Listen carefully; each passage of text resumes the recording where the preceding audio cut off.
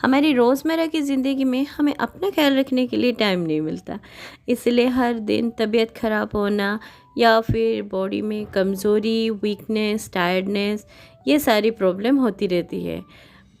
सारे विटामिन्स हम रोज़ भी नहीं ले पाते, ऊपर से हीमोग्लोबिन, मिनरल्स, कैल्शियम, जिंक की कमी हमेशा रहती है।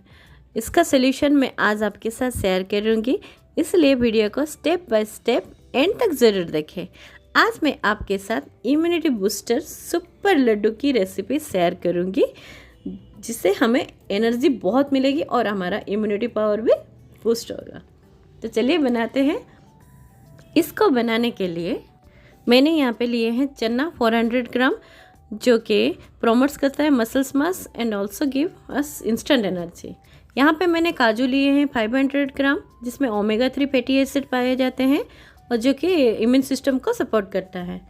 और आलमंड मैंने यहाँ पे 400 ग्राम लिए हैं, जिसमें कैल्शियम न्यूट्रिएंट्स होने के कारण ये स्किन और हेयर हेल्थ के लिए बेस्ट रहता है। और साथ ही साथ मैंने अखरोट लिए हैं 200 ग्राम, जो हमारी ब्रेन हेल्थ के लिए बेस्ट रहता है, सुपर फूड भी कहा जाता है। फ्लैक्स सीड्स मैंने यहाँ पे 200 ग्राम लिए हैं, जिसमें राइबोफ्लोविन होने के कारण ये हमारे कोलेस्ट्रॉल को कंट्रोल में करता है और इम्यून सिस्टम को बूस्ट करता है। पम्पकिन सीड्स मैंने यहाँ पे 200 ग्राम लिए हैं, जिसमें एसेंशियल न्यूट्रिएंट्स जिंक होता है और इससे हमें इंस्टेंट एनर्जी भी मिलती है। सनफ्लावर सीड्स मैंने 200 ग्राम लिए हैं, हार्ट हेल्थ और इम्यून सिस्टम के लिए बेस्ट है। पीनट्स यहाँ पे मैंने 500 लिए हैं, जिसमें पोटेशियम और कैल्शियम होते हैं, जो कि बोन और आई हेल्थ को मेंटेन करता है। मखाना मैंने यहाँ पे 100 ग्राम के लिए हैं, जिसे गुड सोर्स ऑफ प्रोटीन भी कहा जाता है, और fibre which also good for heart, bone and immune system. Black pepper मैंने यहाँ पे 40 ग्राम लिए हैं, जिसमें एंटीबैक्टीरियल प्रॉपर्टीज होने के कारण ये कोल्ड और कब्स को ट्रीट करता है और इम्प्रूव करता है बॉडी के मेटाबॉलिज्म। मैंने यहाँ पे शुगर यूज़ नहीं कर रही हूँ, इसलिए पाम शुगर कैंडी 200 ग्राम ले रही हूँ, जो कि पेट को ठंडा करेगा और इसके न्यूट्रिशन वैल्यू भी बहुत ज़्यादा है। तो घी मैं यहाँ पे हाफ लीटर ले रही हूँ, पर बाद में मैंने हाफ लीटर और ऐड किया है। 1 लीटर घी ले रही हूँ, जो कि गुड कोलेस्ट्रॉल है। यहाँ पे मैं गुड़ ले रही हूँ 1 kg, जो कि नेचुरल स्वीटनर है और ये प्रिवेंट करता है एनीमिया, जिसमें आयरन रहता है। और यहाँ पे मैं ड्राई जिंजर 40 ग्राम का ले रही हूँ, जिसे सौंठ भी बोलते हैं। इसमें विटामिन सी और पावरफुल एंटीऑक्सीडेंट रहते हैं, जो डाइजेशन, पेन रिलीफ में भी हेल्प करता है। यहाँ पे सीसम सीड्स में 100 ग्राम ले रही हूँ, जिससे सबको पता है ये हमारे स्किन हेल्थ के और हेयर के लिए बेस्ट रहता है। गोंद में यहाँ पे 200 ग्राम ले रही हूँ, जो कि गुड सोर्स ऑफ मिनरल्स होने के कारण ये हमारे इम्यून सिस्टम को बूस्ट करता है और नेचुरल कूलिंग एजेंट भी है, जिसे हमें समर में हार्ट स्ट्रोक से भी बचाता है। पोहा यहाँ पे मैं रेड वाले ले रही हूँ 500 ग्राम। पोहा ये आपको ज़्यादा देर तक फुलर रखेगा और आपको वेट लॉस में भी हेल्प करता है। वाटरमेलन सीड्स मैं यहाँ पे 200 ग्राम ले रही हूँ, इसमें भी ये भी हमारे स्किन और हेयर हेल्थ के लिए बेस्ट होता है। सिनेमन में यहाँ पे 30 ग्राम के ले रही हूँ, जिसमें विटामिन ए होने के कारण ये आई हेल्थ के लिए बेस्ट रहता है और ये स्किन इन्फेक्शन को प्रिवेंट करता है, एजिंग प्रोसेस को स्लो डाउन करता है। क्लोव यहाँ पे मैं 20 ग्राम का ले रही हूँ, जो कि हमारे ओरल हेल्थ और कैविटीज़ के लिए बेस्ट रहता है और ये पेन रिलीफ का काम भी करता है। डेसिकेटेड कोकोनट यहाँ पे 200 ग्राम ले रही हूँ, जिसमें विटामिन बी, B6, नियासिन और फोलेट होने के कारण ये हमारे बॉडी को connective tissue like tendon, skin ligaments, bone और टीथ को सपोर्ट करता है और गट हेल्थ को भी हेल्दी रखता है। ग्रीन कार्डामम मैं यहाँ पे 20 ग्राम के ले रही हूँ, जिसमें anti inflammatory and antibacterial properties होने के कारण ये बूस्ट करता है हेल्थ और ओरल हेल्थ को। डेट्स यहाँ पे 500 ग्राम, रिच सोर्स ऑफ आयरन। सारी चीज़ें आपको ऑनलाइन या फिर ग्रोसरी के शॉप में मिल जाएंगे। मैंने यहाँ पे 2 कढ़ाई को एक साथ गर्म करने के लिए छोड़ा है और साथ ही साथ साइड पे मैंने 2 प्लेट भी रखे हैं, ताकि हम जैसे ही थोड़ा भूनने के बाद उसको ठंडा होने के लिए प्लेट में निकाल सके। तो आप ये पहले से रेडी करके रखिएगा और साथ ही साथ आप दोनों कढ़ाई एक साथ गरम कर लीजिएगा, ताकि आपका जो प्रोसेसिंग है बनाने की वो जल्दी हो जाए। और एक जगह मैंने यहाँ पे आलमंड लिए हैं और दूसरे जगह मैंने यहाँ पे पीनट लिए हैं। तो ये ड्राई रोस्टेड होने के लिए 12 to 15 मिनट्स लगता है। तो आप उस जो गैस की जो फ्लेम है आप उसको लो टू मीडियम पे ही रखिएगा, हाई फ्लेम मत कीजिएगा, नहीं तो वो अंदर से कच्चा रह जाएगा और लड्डू अच्छे नहीं बनेंगे। धीरे धीरे आप दोनों को इस तरह से चलाते जाइएगा, जितना आप उसको भूनेंगे उतना आपका लड्डू अच्छा बनेगा और अंदर से कच्चा भी नहीं रहता। आलमंड को रोज़ खाना चाहिए और कभी कभी क्या होता है कि हम रोज़ नहीं खा पाते, तो कभी कभी भूल जाते हैं। इसीलिए आप इसी तरह से बना के अगर लड्डू करके रखेंगे तो इसको आप डेली खा सकते हैं, क्योंकि हमें स्वीट्स की क्रेविंग होती है, तो ये वाले आप हेल्दी खा सकते हैं। हमारे यहाँ पे पीनट्स हो चुके हैं, तो हम इन दोनों, और आलमंड भी हो चुके हैं, तो हम इन दोनों को एक प्लेट में ट्रांसफ़र कर लेंगे।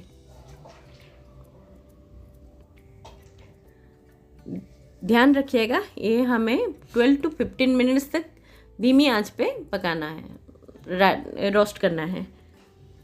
तो ये आप देख सकते हैं यहाँ पे एक क्रैक जैसा बन गया है, मतलब वो अच्छी तरह से ये रोस्ट हो चुके हैं। तो इसको हम फैन के नीचे थोड़ी देर के लिए ठंडा होने के लिए छोड़ देंगे। अब उसी कढ़ाई में एक जगह मैंने पोहा लिए हैं और दूसरी जगह जितने भी मैंने होल गरम मसाला लिए थे, जैसे कि black pepper, clove, cardamom, cinnamon stick, ये सारी चीज़ों को एक साथ मिला लेंगे और फ्राई होने के लिए छोड़ देंगे। और जो दालचीनी के स्टिक है ना, आप उसको तोड़ के दीजिएगा ताकि ये इजीली ग्राइंड भी हो जाएगा।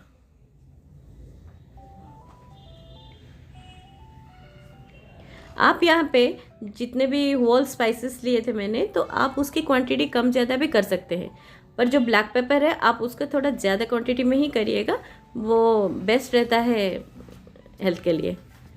इससे गैस्ट्रिक का भी प्रॉब्लम नहीं रहता, जिसको गैस्ट्रिक का भी इशू रहता है ना, उनके लिए बेस्ट रहता है। आप पोहा को भी अच्छी तरह से भूनने के बाद थोड़ा सा हाथों में लेके तोड़ के देखिएगा, अगर टूट जाता है तो वो अच्छी तरह से रोस्ट हो चुका है। और गरम मसाला को हम यहाँ पे धीमी आंच पे ही भूनेंगे। तो ये हमारी जो पोहा है ये बनके रेडी हो चुका है। अब हाथों में इस तरह से तोड़ के देखेंगे, तोड़ के देखने से जब ये टूटने लगेगा तो आपका पोहा रेडी हो चुका है। अब इसको ज़्यादा फ्राई नहीं करना है। गरम मसाला फ्राई होने में हमें 7 से 8 मिनट का टाइम लगेगा और पोहा फ्राई होने में हमें 10 से 15 मिनट के टाइम लगता है। याद रखना है को किसी भी चीज़ को हमें हाई फ्लेम पे रोस्ट नहीं करना है। और दोनों को हम प्लेट में निकाल के ठंडा होने के लिए छोड़ देंगे। अब उसी कढ़ाई में हम फ्लैक्स सीड्स को रोस्ट कर लेंगे 7 से 8 मिनट तक।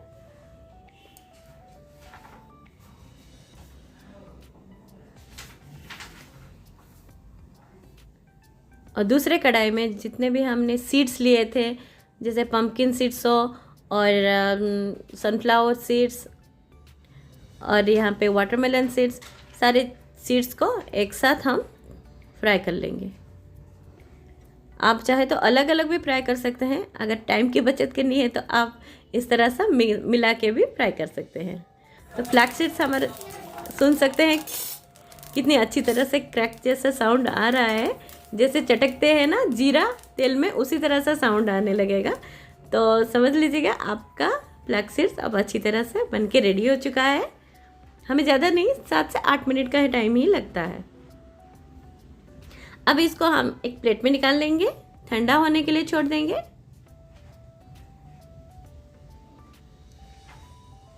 और हमारा जो ये सीड्स है वो थोड़ा और टाइम लगेगा रोस्ट होने के लिए। अब उसी कढ़ाई में हमने काजू लिए थे, काजू को फ्राई होने के लिए छोड़ देंगे। काजू को आप धीमी आंच पे ही भूनिएगा।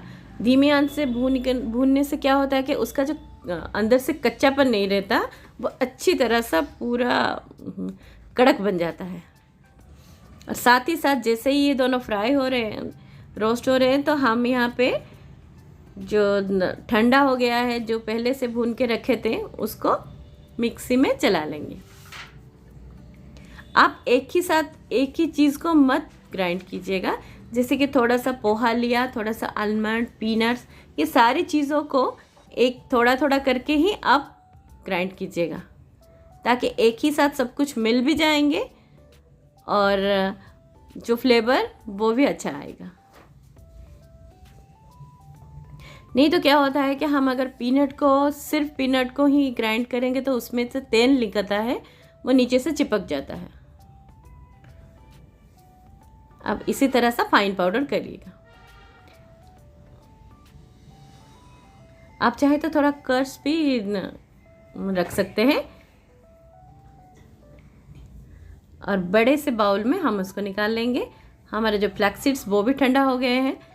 अब इसको भी हम चला लेंगे। आप चाहे तो इस तरह से कर्स भी रख सकते हैं, थोड़ी से खुरदुरे, या तो फिर आप उसके फाइन पाउडर भी बना सकते हैं। जिस तरह से आपको पसंद है लड्डू, उसी तरह से आप रखिएगा। जब भी आप भूने तो उसी टाइम पे आप ग्राइंड भी कर लीजिएगा जो चीज़ ठंडा हो गया होगा, ताकि आपका जो समय है वो बचेगा। तो यहाँ पे आप देख सकते हैं जो सीड्स हमने लिए थे वो हाथों से इस तरह से तोड़ के देखिएगा। अगर टूट जाता है तो अच्छी तरह से ये भून चुके हैं। अब इसको ज़्यादा नहीं भुनना है। और हमारे जो काजू है उसका भी कलर देख सकते हैं, थोड़ा चेंज हो गया है। तो हम यहाँ पे दोनों को प्लेट में निकाल लेंगे।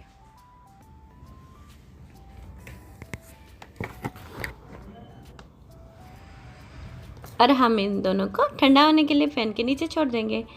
यहाँ पे मैंने ड्राई रोस्टेड चना लिया है। ये ऑलरेडी रोस्टेड है, फिर भी ये पैकेट में आता है, तो हम उसको थोड़ा गरम कर लेंगे धीमी आंच पे। और दूसरे में हम यहाँ पे जो गोंद लिए थे उसको धीमी आंच पे 8 से 10 मिनट तक इस तरह से भूनेंगे। अब देख सकते हैं जो कुछ कुछ गोंद इस तरह से ट्रांसपेरेंट है और कुछ कुछ वाइट कलर के हो चुके हैं। इसका मतलब और थोड़ा टाइम लगेगा इसको अच्छी तरह से भूनने के लिए। और हमारा जो चना ये फ्राई हो चुका है, तो इसको हम ठंडा होने के लिए छोड़ देंगे। यहाँ पे दूसरे कढ़ाई में मैंने यहाँ पे सिसमी सीड्स तिल लिए हैं, जिसे 7 से 8 मिनट तक हमें भूनना है और साथ ही साथ गोंद को भी चलाना है। अब देख सकते हैं ये ट्रांसपेरेंट है और दूसरा वाला वाइट है। तो जब तक ये सारे वाइट नहीं हो जाएंगे तब तक हमें इनको भूनना है। अब देख सकते हैं अब एक भी ट्रांसपेरेंट नहीं है, तो सारे भून के रेडी हो चुके हैं। अब हम इसको एक प्लेट में निकाल लेंगे।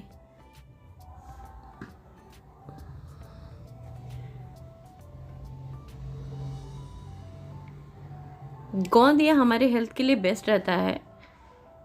ये आफ्टर प्रेगनेंसी भी दिया जाता है, हीलिंग के प्रॉपर्टीज इसमें रहता है।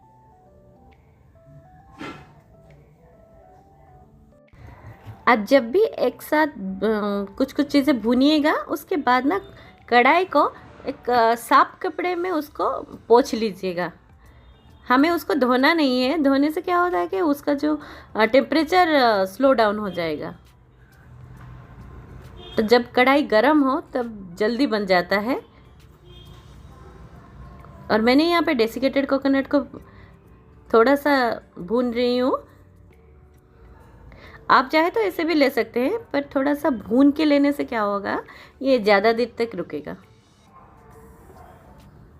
बस 2-3 मिनट तक ही उसको भूनना है। इस तरह से जब कलर चेंज हो जाए तब उसको निकाल लेना है।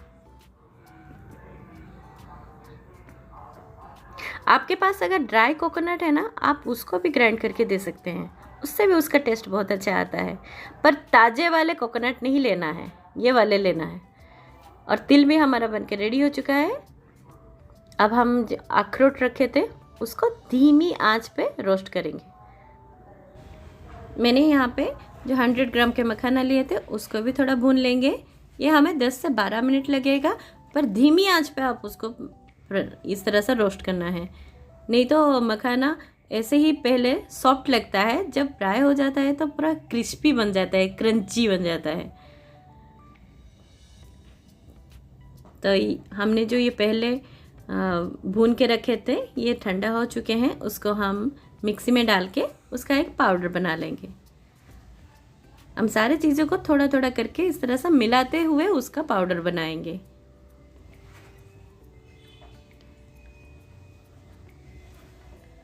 और जो बड़ा सा बाउल रखे थे उसमें हम सारी चीज़ों को हाथों से मिलाते जाएंगे।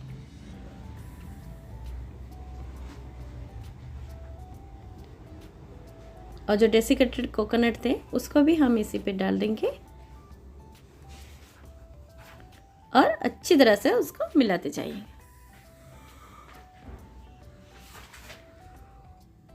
ये हेल्दी लड्डू है, आप इसमें शुगर का यूज़ मत कीजिएगा। और ये जो मैंने यहाँ पे गोंद को इस तरह से ग्राइंड किया है, आप चाहे तो ग्लास या कटोरी से उस तरह से थोड़ा सा क्रश करके भी ले सकते हैं। जिनको क्रंची लड्डू पसंद है वो इस तरह से ले सकते हैं। और हमारा जो वालनट थे वो भी अच्छी तरह से भुन चुके हैं। अब हम चेक करेंगे, जो मखाना है उसको इस तरह से तोड़ के देखेंगे, क्रिस्पी लगता है तो ये वाले मखाना हमारा रेडी हो चुका है। ये वाली वीडियो बहुत ही ज़्यादा लेंथी हो जाएगा, इसलिए मैं यहाँ पे इसको 2 पार्ट में डिवाइड कर रही हूँ। तो नेक्स्ट पार्ट में मैं बताऊँगी कि किस तरह से लड्डू बनाते हैं और घी और जागरी किस तरह से मिक्स करते हैं, किस तरह से लड्डू का शेप देते हैं। तो इसीलिए फिर मिलते हैं नेक्स्ट पार्ट पे, तब तक के लिए टेक केयर एंड बाय।